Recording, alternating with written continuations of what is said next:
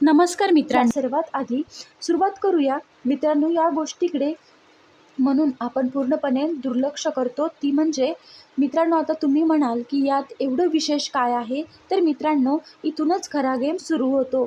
मित्रांनो बघा, माणसाच्या शरीरात मान सर्वात नाजूक आणि धोक्याचा भाग आहे. निसर्गातच कोणताही जीव आपली मान आणि त्याच व्यक्तीसमोर उघड करतो ज्याच्यावर त्याचा जीव अफाट विश्वास असतो, ज्याला तिच्याकडून अजिबात भीती वाटत नाही.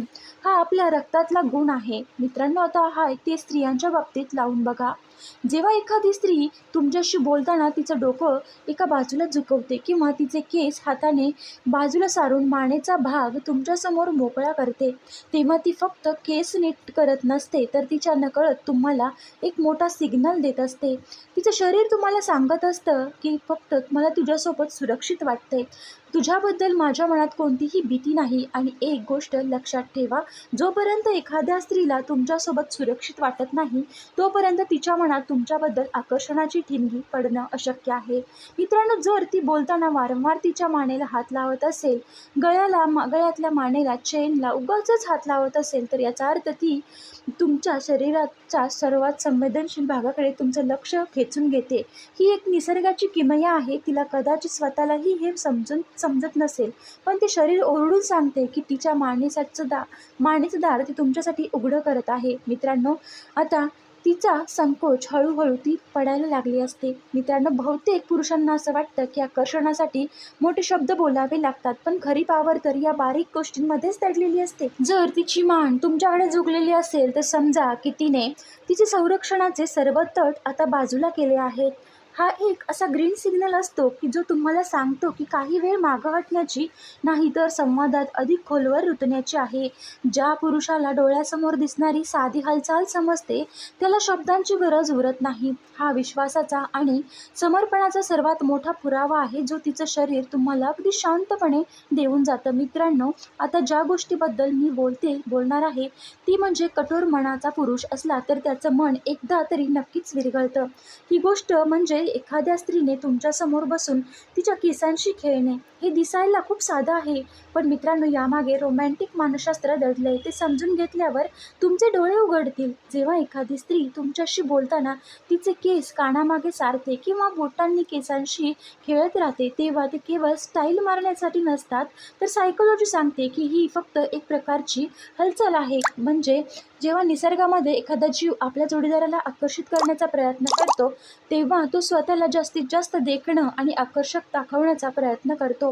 जेव्हा तिची केसांशी खेळते, तेव्हा ती नकळत तुमचं लक्ष तिच्या चेहऱ्याकडे आणि तिच्या सौंदर्याकडे खेचून घेत असते. पण यातला सर्वात मोठा रोमॅन्टिक ट्विस्ट म्हणजे केस बाजूला करून मान कलती करण्यामागचा आहे. सांगितल्याप्रमाणे मान हा नाजूक भाग आहे, पण जेव्हा ती केस बाजूला करून मान उघडी करते, तेव्हा तुमच्याकडे बघून किंचित हसते, तेव्हा ती स्त्री नैसर्गिक सौंदर्याचा आणि सुप्त ओढीचा सर्वात मोठा पुरावा तुम्हाला देत असते. हे एक प्रकारचं आमंत्रणच असतं, जे सांगतं की मला तुझ्यासोबत कम्फर्टेबल खास वाटते. मित्रांनो, अजून एक महत्त्वाची गोष्ट म्हणजे केसांचा गंध. जेव्हा एखादी स्त्री केसांशी खेळते, तेव्हा तिच्या केसांतील नैसर्गिक सुगंध हवेत दरवळतो. बघा, आपण चेहऱ्यावर खोटं हसू आणू शकतो, पण शब्दांनी खोटं बोलू शकतो. आपण आपले पाय कधीच खोटं बोलत नाही. मानसशास्त्रात एक नियम आहे, माणसाचं मन जिथे असतं तिथे त्याचे पाय वळतात. हा मुद्दा थोडा खोलवर समजून घ्या, कारण हे गुपित समजल्यावर तुम्हाला समोरच्या व्यक्तीच्या मनातली खळबळ क्षणात कळेल. समजा तुम्ही एखाद्या स्त्रीशी बोलत आहात, ती तुमच्याशी हसून खेळून बोलते, पण जर तिची पावलं तुमच्या दिशेला नसून बाहेरच्या बाजूला दरवाजाकडे असतील, तर सावध व्हा. मित्रांनो, याचा अर्थ असा आहे की ती शरीराने तिथे असली तरी मनातून तिला तिथून निघून जायचं आहे. तर ती तुमच्यासमोर अशा प्रकारे येते की तिचं हृदय आणि तिचं शरीर अगदी तुमच्या सरळ रेषेत असतं. त्यात सायकोलॉजिकल अर्थ असा आहे की मी तुझ्यासमोर पूर्णपणे सुरक्षित आहे आणि मी स्वतःला तुला समर्पित करायला तयार आहे. हा एक अत्यंत हाय लेवल समर्पणाची भावना असते. आता याला रोमॅन्टिक आणि पॉवरफुल भाग बघूया. जर ती तुमच्याशी बोलताना थोडी तुमच्या दिशेने झुकत असेल, तर याचा अर्थ तिला तुमचं प्रत्येक वाक्य आणि तुमची उपस्थिती हवीशी वाटते. जर ती तुमच्या मागे मार्ग शोधत असते, अशा वेळी ती नकळतपणे तिला कमरेला हात लावेल किंवा तिचे कपडे नीट करेल. मित्रांनो, हालचाली म्हणजे शरीराचा केंद्रबिंदू हायलाईट करण्याचा प्रयत्न असतो. ही एक शब्द आणि नैसर्गिक फिमेल सायकोलॉजी आहे, जी सांगते की आता संवादाची पातळी मैत्रीच्या पलीकडे गेली आहे. एक हाय लेव्हल व्हॅल्यू म्हणून तुम्हाला ही ऊर्जा ओळखायला आली पाहिजे.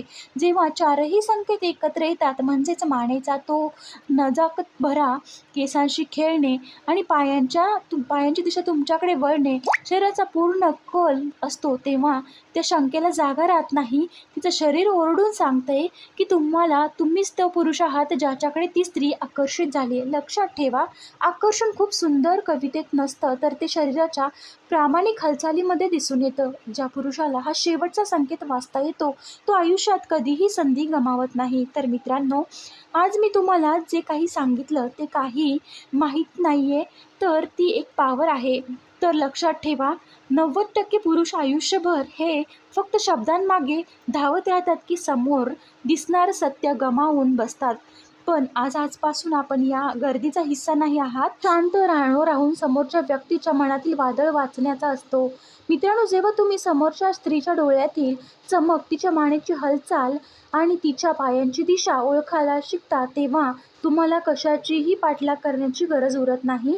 कारण जो पुरुष संकेत ओळखतो त्याच पुरुषाकडे स्त्रिया सर्वात जास्त आकर्षित झालेल्या दिसून येतात. पुढच्या वेळी जेव्हा तुम्ही कोणाशी बोलाल, तेव्हा स्वतःच्या मनातल्या शंकामध्ये अडकून राहू नका. शांत व्हा, स्थिर व्हा आणि त्या क्षणात हजर राहा. तिचं शरीर तुम्हाला तिचं भविष्य सांगत असेल, फक्त ते वाचण्याची ताकद ठेवा. लक्षात ठेवा की जो पुरुष संकेत ओळखतो तोच संवादाचा राजा असतो.